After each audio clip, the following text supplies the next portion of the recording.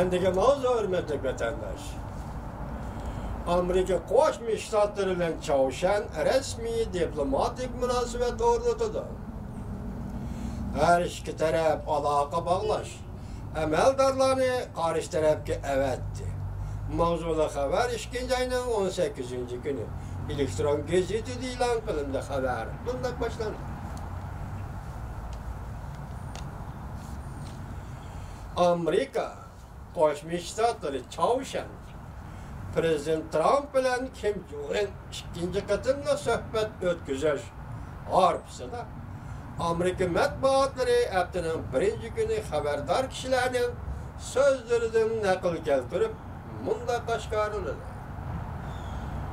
Amerika Chavshan birinchi qadamda o'zaro qarshi tarafga aloqalash kuchi amaldorlarni avatadi. Bunun ichida Amerika taraf Koreya tilini biladigan nopozdoq bir nafar diplomat avatib, bu kishining yetakchiligida bir qancha nafar kishi Chavshanga berib ishxona quradi.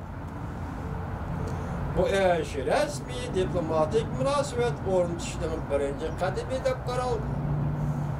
Amerika Qo'shma Shtatlari javob berishni rad qildi. Amerika Simnaf televiziyasi CNN xabar qilib bunday ko'rsatdi. Amerika Qo'shma Shtatlarining prezidenti Trump va Chavshanning rahbari Kim Jong-un o'tgan yil uchrashib, birlashma bayonot e'lon qilib, ikki davlat xalqining gullanish va tinchlikda bo'lgan orzulariga asoslab yep-yangi Amerika Chavshan munosabati o'rnatishga kelishdi. Agar ishlar o'ng'ishli davomlashadigan bo'lsa, bu bayonot Amerika Chavshan rasmiy munosabat o'rnatishning darvozasi ochilgan bo'ladi. Chavshan bu jihatda Amerikaning amaliy harakat qo'llanishini umid qiladi. Amerika Chavshan bundan burun 1994-yili shunday bir o'rinlashtirishni elib borgan edi.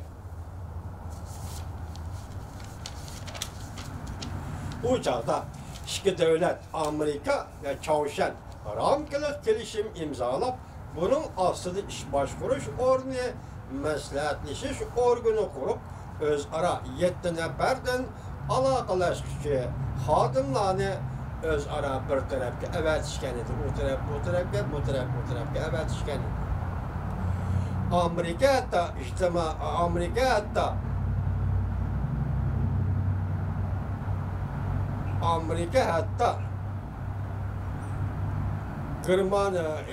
Amerika hatta keçirenler icari ilişki imza koyuyor.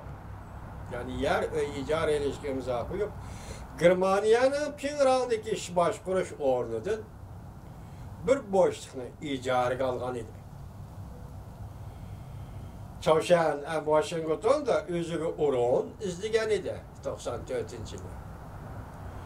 Lekin Amerika'nın birdan tek uçar aeroplanı Koreya Chavshan harbiy ishlar aynida urib tushirilgandan keyin ikki davlatning munosabati jiddiy o'zgarib, 1995-yili Chavshan bu planni amaldan qoldirgan edi.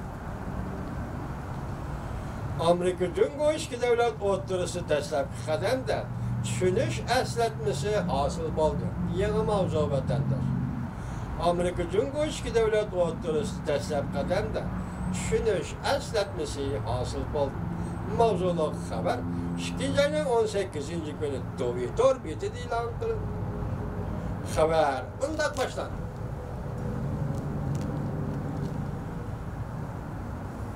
Jungo Amerika ikki taraf o'xshashli bunday ko'rsatdi. E'lala Beijingda oyoqlashgan suhbatda ilgirlash bo'ldi. Amerika matbuotlari bunday ko'rsatdi. Jungo Amerika dastlabki qadamda tushunish eslatmasi hosil qilib, har xil taklif, mavzular va fikrlarni to'plab, ikki davlat rahbarlarining sistemli takfirishi ostiga qo'ydi. New York vaqt gazetasi 2 ayning 18-kuni bunda xabar bo'ldi.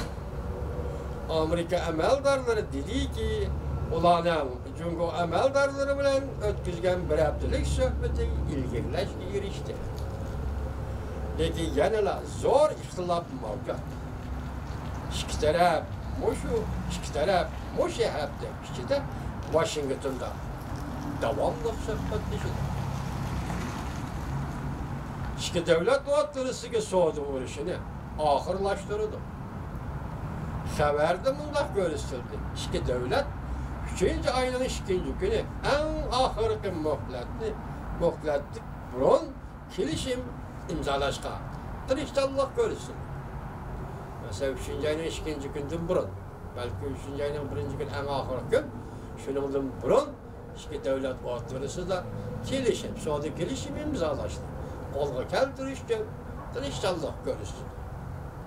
Prezident Trump təhdidsilib, əgər kilişim imzalanmasa, Cungo'dan import qılınan 200 milyard dollarlıq tuvarmallağa 10%'in aşırıp 25%'in tamajda böcek uyumuz dedi.